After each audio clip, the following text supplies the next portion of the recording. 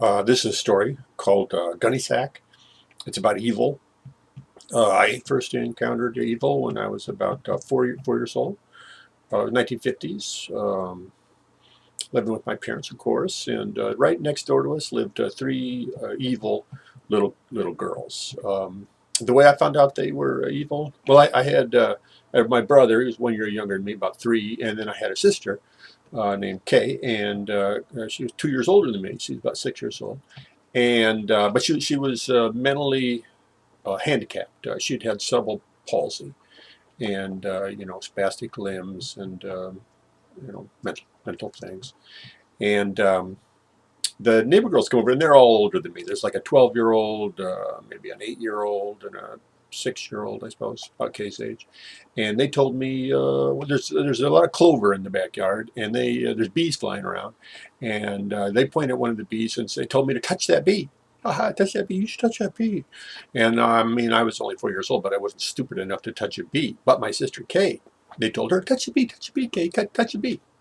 So darned if she doesn't bend down and look, and I can't even get my mouth open. I'm so scared of these girls. And Kay does it. She touches the bee, and of course the bee stings her. Ah! She's screaming, and they're laughing. They're laughing. That's how I found out about the fact that they were evil. They thought it was funny to do what they did to my sister Kay. About a week later, my sister Kay came into the house stark naked. Missing her glasses, missing all her clothes, missing all her glasses, crying. My mom's like, what happened to you? Who did this? Who did this? And she goes, girls did it, Mommy, girls did it, and her clothes are out there by the sandbox, her glasses are completely missing, we're sure it's those evil little girls who live next door. My mom goes up there and she yells at their mom, and the mom yells back, and the mom says, my girls would never hurt a retard. And that's the first time I ever heard that ugly word, retard.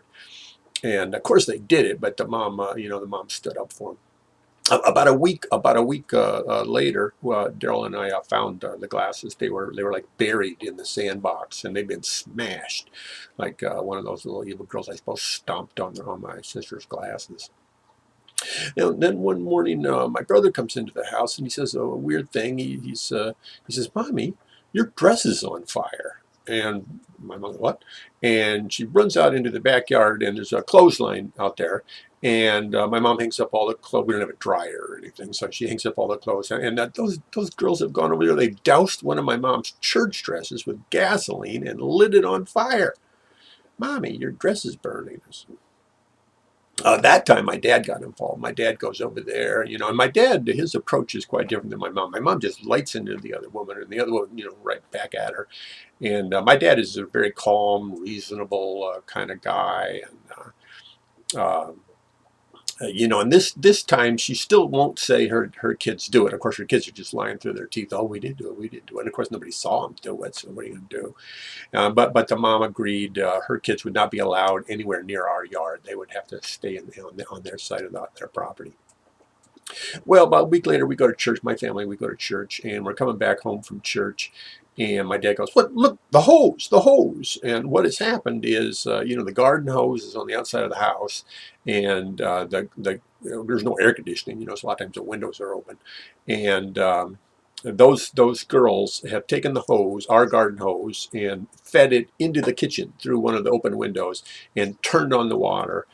And I don't know, for half an hour, the water had just been squirting into our kitchen by the time we got it. It was just water all over the place. And my dad goes over there, and the mom swears that my girls have been with me all morning. That she's like, smoking, blowing smoke in my dad's face. No, couldn't have been them. I don't know who that was.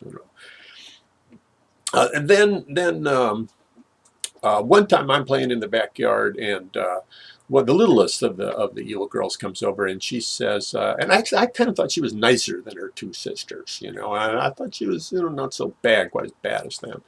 And she says she's real sorry about everything, and she's still on her side of the property. I notice, she's not really coming into our yard.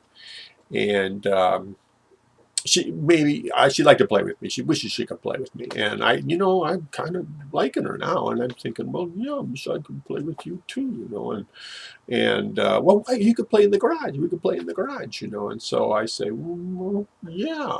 Okay, so I leave my property and go over to her, and then we go into the garage. And as soon as we get in the garage, I know I'm in trouble because there's the two older girls, and they're kind of grinning at me, and I'm like stuck in a garage with three evil girls.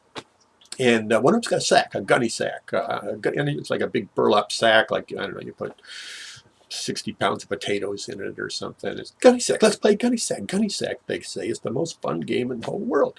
And how do you play gunny sack? Well, they'll show me how to play gunny sack. And the oldest girl, she holds the sack open, and the middle girl, she gets into the sack, and then they'll go squat down, and she squats down, and the old girl kind of closes it, and then she opens it up, and the girl jumps out like a Jack in the Box, and oh, it's so much fun, Gary, why don't you play? You can play. Come on, get in the sack, it's so much fun.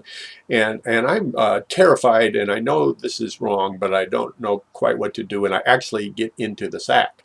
But and I wanted to squat down. They're going squat down, come on, it's so fun, just squat down. But my knees lock somewhere deep inside my little 4-year-old soul. I knew this was not what I wanted to do, and I would not squat. And they're like pinching me, and the oldest one, she's pushing, come on, squat down, you coward, you squat, coward, and I won't. And finally, they give up on me, and they're just disgusted with me, and they slap me, and I go home, and I just kind of blanked out of my mind. I think I was good at denial, even at the age of 4.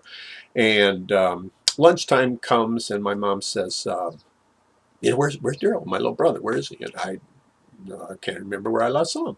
And Kay doesn't know where he is, and we look all through the house. We can't find him. He's not in the basement. He's not in the backyard, and my mom gets really scared, and so she's yelling for him, and she calls up my grandpa. My grandpa lived not too far away. My dad's at work, so he can't help. And my grandpa comes over and to feed us lunch, and my mom can go around the neighborhood knocking on doors and see if she can find my little brother.